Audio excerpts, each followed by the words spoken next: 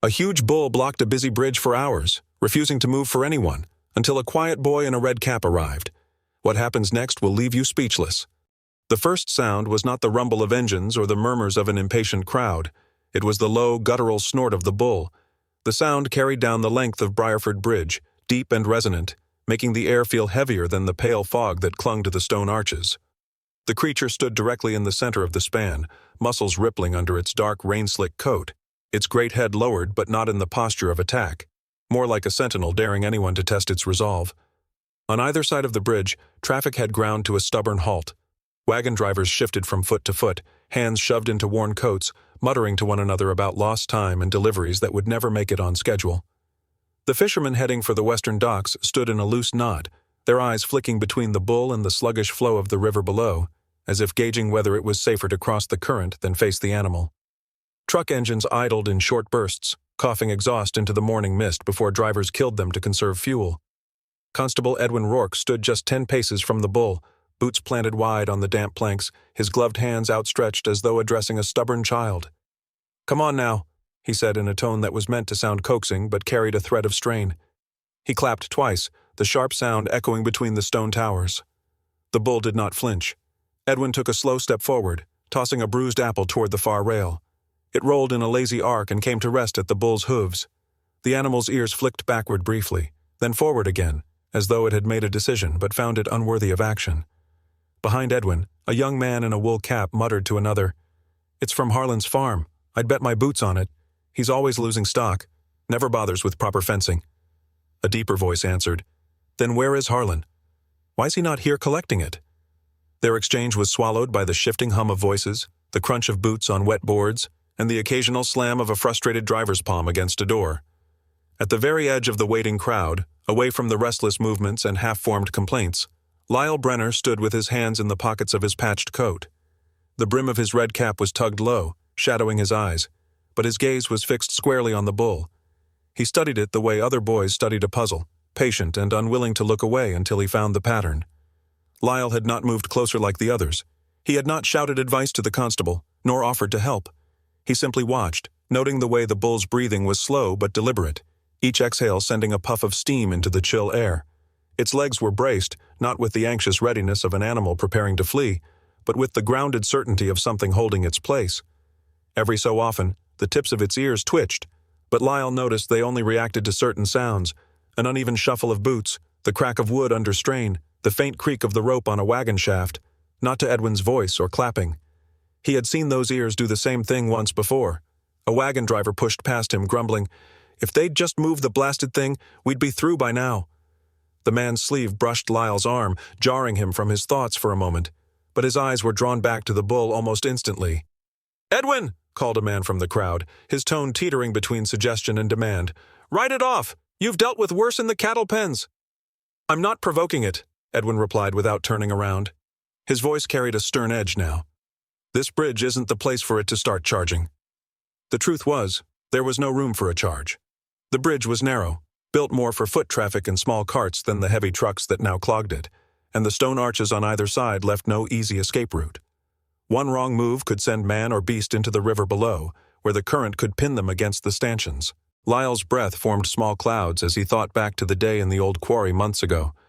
The memory came sharp and clear, the same bull, its flank brushed with dust, standing over a spot of ground unlike the rest. There had been a rough wooden hatch there, partly hidden by weeds, the kind of thing no farmer would bother building for an animal. The bull had stood there for nearly half an hour, unmoving, while Lyle, half hidden behind a stack of rock, had felt a prickling at the back of his neck. Now, on this bridge, that same animal was here again, wearing that same unblinking look. It didn't feel like a coincidence. From somewhere near the front, a wagon wheel clattered against a rail, startling the bull. Its head jerked up, and for the first time since the standoff began, it took a step, not toward the exit, but toward Edwin. The constable froze, his eyes narrowing. The crowd hushed instinctively, the murmurs dying to a strained silence. Edwin raised his hands higher. "Easy now. There's no trouble here." His voice was low and steady, but the fingers of his right hand twitched slightly, betraying the tension creeping through him. The bull stopped just short of closing the gap. It exhaled heavily, the sound rolling like distant thunder. Lyle saw it then, how its gaze shifted briefly to the eastern end of the bridge, as though checking for something. He followed its line of sight but saw nothing but the pale mist curling in from the riverbanks.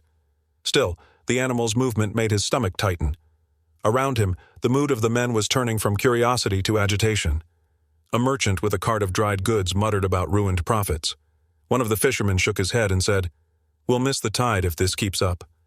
And yet, Lyle couldn't shake the feeling that moving the bull by force would be a mistake. He didn't know why, only that this was the same posture, the same fixed attention he'd seen in the quarry. It wasn't random. Edwin tried again, tossing another piece of fruit, this time farther toward the rail. The bull didn't even glance at it. From his place in the back, Lyle pulled his hands from his pockets, fingers curling slightly in the cold. He could feel the weight of the moment, though no one else seemed to notice it yet. This wasn't just a stubborn animal blocking the bridge. Something else was threading through this scene, something that had started long before the first wagon rolled up to the halted line. Nobody paid him much attention. He was just the miller's son, shy and easily overlooked. What no one knew, not even the constable, was that Lyle had seen this bull before, in a situation far more dangerous than a traffic jam. And though the boy's presence seemed inconsequential now, the morning was about to twist into something none of them could have predicted. The first warning came in the form of a murmur that moved through the crowd like a shiver through tall grass. Men shifted to the edge of the bridge, craning their necks toward the far end where the fog was just beginning to lift. Lyle followed their gaze and saw it. A second bull, smaller but built with the same dense muscle, stepping with unhurried certainty onto the planks. The rhythm of its hooves echoed faintly, a slow and steady drumbeat that carried across the water. It stopped near the opposite entrance, planted its legs, and stood perfectly still. "What in blazes?" Edwin muttered under his breath. He turned sharply, eyes narrowing at the new arrival. "All right, that's it. No one crosses until we get this sorted." His voice carried, drawing a low groan of frustration from the crowd. The realization settled heavily on everyone present. Both ends of Briarford Bridge were now blocked. There was no room to slip past, not without risking the animals charging or the entire bridge being thrown into chaos. A thick-set man near Lyle said what others were already thinking. "That's no coincidence. Somebody put him there." His tone was flat, not quite a question. No one answered him, but the tension in the air sharpened. The bulls didn't look wild. They looked deliberate. Edwin signaled to one of his deputies, speaking low and urgent. "Send for Marcus Haldren. Now he's the only one I trust to handle this without someone ending up in the river." Word spread quickly that Marcus was on his way, and within 20 minutes, the distant hum of an approaching truck reached their ears. The handler stepped down from the cab, a broad-shouldered man with weathered skin and an easy but controlled gait. He carried a coiled rope over one shoulder and had two men with him, both holding long poles with canvas flags tied to the ends. Marcus's calm manner seemed to reassure the restless crowd, if only slightly. "Morning, Edwin," Marcus said, offering the constable a short nod. "Heard you've got a traffic problem with horns on both ends." "It's worse than that," Edwin replied, glancing toward the bulls. "They're holding their ground like they've been told to stay there." Marcus studied the larger bull first, noting its posture. "That one's not afraid of me. That's not natural." He dropped the rope from his shoulder, looping one end loosely in his hand. "Let's try the front bull first. If it moves, the second one might follow." The crowd leaned forward as Marcus advanced. His steps were slow, the rope swinging slightly at his side. The bull watched him come, its eyes dark and unreadable. When Marcus was about 10 paces away, he stopped and angled his body, speaking in a low, steady voice meant to soothe. Then the change came. The bull's head shot up, nostrils flaring, and it let out a deep, earth-shaking bellow. Its hooves slammed against the planks, the impact so hard that the wood trembled underfoot. Marcus's team stumbled backward instinctively, the flagpoles wavering. "Hold your ground!" Marcus barked over his shoulder, but even he took a careful step back. The crowd gasped, a few men retreating to the safety of the road behind them. Edwin's jaw tightened. "You see that?" he asked, eyes narrowing at Marcus. "That wasn't fear. That was warning." Marcus nodded once. "This bull's not blocking you. It's guarding something." Lyle had felt it from the beginning, but now the truth was staring at him plainly. His eyes traced the bull's left side, and there it was, the faint white scar, running in a short curve just behind its front leg. He knew that scar. He had seen it months ago, out by the old stone quarry west of town. The memory struck with clarity, the dusty light filtering through broken clouds, the sharp scent of crushed rock in the air, and the sound of his own breath as he crouched behind a pile of rubble. The bull had been there then, standing near a weathered wooden hatch set into the ground, its edges half swallowed by weeds. He hadn't understood what it was guarding, but the way it stood, unyielding, like a sentinel, had chilled him. He'd left quickly that day, heart pounding, too unsettled to speak of it to anyone. And now, here it was again. Not by the quarry, but on the bridge. And it wasn't alone. The second bull at the far end hadn't moved since it arrived. It stood at perfect attention, its gaze locked down the length of the bridge, every so often glancing toward the larger one as if awaiting a signal. Lyle's mind turned over the possibilities, none of them comforting. Two bulls trained to block both ends of a narrow crossing wasn't an accident. This wasn't about stubborn livestock. This was about control, about keeping people away from something, or keeping something from being discovered. A man beside him muttered, "They've boxed us in." Like sentries. Lyle's pulse quickened. The word echoed his own thoughts exactly. Up ahead, Edwin and Marcus conferred in low voices. The constable kept glancing toward the edges of the bridge, toward the mist that curled upward from the river. His expression was one of calculation, not panic, but there was a tautness to his shoulders. "Ropes won't do much if they're trained for this," Marcus said quietly. "If I push too hard, they'll charge. And in this space, that means injury. Maybe worse." "What are you saying?" Edwin asked. "I'm saying these animals are here for a reason," Marcus replied. His eyes narrowed. "And until we know what that reason is, moving them could set off whatever they're protecting." That word, protecting, landed heavily in Lyle's mind. He remembered the way the bull in the quarry had glanced toward that hatch when he shifted his position, as if checking that it was still there. He remembered the prickling feeling on his skin, the sense that he was somewhere he shouldn't be. Now there were two of them, two sets of watchful eyes, two barriers standing over the only stretch of bridge between East and West Briarford. Lyle clenched his hands in his coat pockets, the fabric bunching under his fingers. He had never told anyone about the quarry, never told them about the hatch, never told them about the scar. But now, with the bridge sealed and both bulls acting like sentries, the pieces were fitting together in a way that made his stomach tighten. These animals weren't here by accident. Someone had positioned them, and the bridge wasn't just a crossing. It was a barrier to something they didn't want others to reach.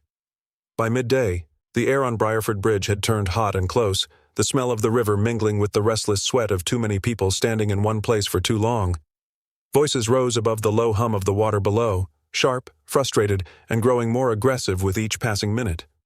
A merchant with a sun-reddened face pointed a trembling hand toward the bulls and barked, "Enough of this! Bring a rifle! End it now!" Several others nodded or muttered in agreement, their patience worn thin by the hours of delay. Edwin stood in the center of the road, his posture rigid, eyes locked on the larger bull as if willing it to move. "Nobody fires," he said firmly, but his voice was nearly drowned out by the growing argument. The pressure was mounting, and he knew it wouldn't take much for the crowd to turn reckless. Lyle, who had been standing off to the side, felt a knot form in his stomach. He could hear his own heartbeat over the noise. The memory of the quarry pressed against his thoughts until he could barely stand still. His hands were damp in his pockets, his chest tight. The words forced themselves out before he could second-guess them. "Constable," he called, his voice carrying just enough to reach Edwin. "I need to speak to you." Edwin didn't even glance at him at first. "Not now, boy," he muttered, already turning toward another shouting merchant. But Lyle stepped forward, closing the distance with quick strides, his jaw set. "It's important," he said, his voice firmer this time. There was no shake in it, no trace of the hesitation Edwin might have expected. That stopped the constable mid-motion. Edwin's eyes narrowed slightly. "You've got something to say. Make it worth my time." The crowd's noise became a dull roar in Lyle's ears as he leaned closer. In a low, steady voice, he told Edwin about the day at the old stone quarry, about the scarred bull, the strange wooden hatch half hidden by weeds, and the way the animal had stood guard over it. He described how he'd watched from behind a rock, how the bull's attention had never wavered, and how the sight had unsettled him enough to keep it secret until now. When he finished, Edwin didn't speak right away. His brow furrowed, eyes flicking from Lyle to the scarred bull and back again. He didn't believe in coincidence, and every word the boy had said was slotting into place with what he'd already suspected. "Stay here," Edwin murmured, then raised his hand to quiet the crowd. His voice carried authority as he addressed them. "No one moves forward. No one provokes the animals. We're handling this." He didn't elaborate, but the steel in his tone made even the most impatient merchants hold their tongues. Turning back to Lyle, Edwin's voice dropped again. "You said you were quiet around animals, that right?" I guess so," Lyle replied, unsure if that was what Edwin had heard or simply assumed. "Well, you're our best shot," Edwin said. He beckoned to one of his men to fetch something from his cart. The man returned with a small canvas bag that gave off a faint, sweet scent. "Grain," Edwin explained. "They'll trust you faster if you offer it. But you need to move slow, like you've got all the time in the world. One wrong twitch and they'll either bolt or charge." Then, from somewhere beyond the bridge, a piercing whistle cut through the air like a blade. It was sharp and deliberate, carrying far over the sound of the river. Both bulls' ears flicked upright, their heads snapping toward the far end of the span. From the crowd behind Lyle, the man in the dark coat moved. It was not the panicked jolt of a bystander startled by noise. It was sudden purpose, the kind of movement born from a plan that had just gone wrong. His coat flared behind him as he bolted toward the far end of the bridge, weaving between startled townsfolk. "Stop him!" Edwin barked, his voice cracking like a whip. Marcus, broad-shouldered and quick despite his size, lunged forward from the right side of the crowd. His boots hammered against the planks as he closed the distance. The man in the coat darted left, trying to throw him off, but Marcus's stride never faltered. At the very edge of the bridge, Marcus's arms wrapped around the man's middle, dragging him to the ground with a thud that rattled the boards. The crowd erupted in shouts, half in alarm, half in triumph. Edwin was there within seconds, crouching beside the struggling man. He yanked the coat open, his expression grim as he reached inside. Out came a ring of keys, heavy and clinking, their edges worn from frequent use. Next, a folded piece of paper, no ordinary scrap, but a hand-drawn map marked with clear, deliberate lines. Edwin's eyes scanned the inked notations. The old quarry, the bend in the river, the hatch Lyle had described, and several small X marks near the bridge's understructure. "You've been busy," Edwin said coldly, folding the paper with precision. The man in the coat gave no reply, only glared at the constable with a look that carried more defiance than fear. From below the bridge came the faint sound of oars hitting the water. Moments later, one of Edwin's men appeared from the riverbank, panting from the climb. "Sir," he called, voice tight with urgency, "you'll want to see this." Edwin stood, motioning for the man to lead the way. They descended the embankment, Marcus keeping a firm grip on the captured man's arm. Lyle followed at a distance, the bulls still calm now that the grain had their attention. Under the bridge, the shadows were thick and cool. The smell of river moss mingled with something metallic. Chained to the supports were a series of wooden crates, their sides stamped with unfamiliar symbols. Water lapped gently against them, but the chains held fast. Edwin stepped forward, pried one lid open with the butt of his knife, and drew in a sharp breath. Inside, nestled in straw, was silver, plates, goblets, candlesticks, all gleaming even in the dim light. "This is from the Barrackford heist," one of his men muttered, awe mixing with anger. "The whole haul." Edwin's jaw tightened. "They've been moving it right under our feet." He glanced at the bulls above, their massive shapes just visible through the gaps in the planks. "Trained to block the road, keep curious folk away while the work was done. Clever." The man in the coat made a low, mocking sound, but Marcus silenced him with a firm shove. By the time the crates were hauled up and the chains cut, word had spread through the gathered crowd. Faces that had been tight with frustration now brightened with relief and excitement. The bulls, no longer standing guard, had wandered toward the grassy slope by the riverbank, their tails swishing lazily. As Edwin's men marched the captured smuggler away, the townsfolk erupted in cheers. "Well done, Constable," someone shouted. Another voice added, "And Marcus too." The praise rolled through the crowd like a wave, carrying a sense of shared victory. But Lyle, standing off to the side, tugged the brim of his red cap lower over his brow. He wasn't looking for applause. The quiet in his chest came from something simpler, the sight of the bulls grazing peacefully, free from their strange duty. In the days that followed, the crates were returned to their rightful owners, and the bridge resumed its place as the main artery between Briarford and the southern road. Weeks later, the town's long-delayed festival finally filled the streets with music, banners, and the smell of roasting meat. Lyle walked among the crowd without drawing notice, his red cap bobbing gently as he moved from stall to stall. Yet every time his path brought him near the bridge, his steps slowed. His gaze would drift to the boards, tracing the lines of the planks as if expecting to see two massive shapes blocking the way once more. They never returned. But the thought lingered, an image of dark, steady eyes watching from the far side of the span, not in malice, but in some quiet, deliberate purpose. He had no proof, no reason to believe it beyond instinct, but he couldn't shake the feeling that the bulls had been guarding more than stolen silver. They had been protecting something unspoken, something larger than any crate or coin.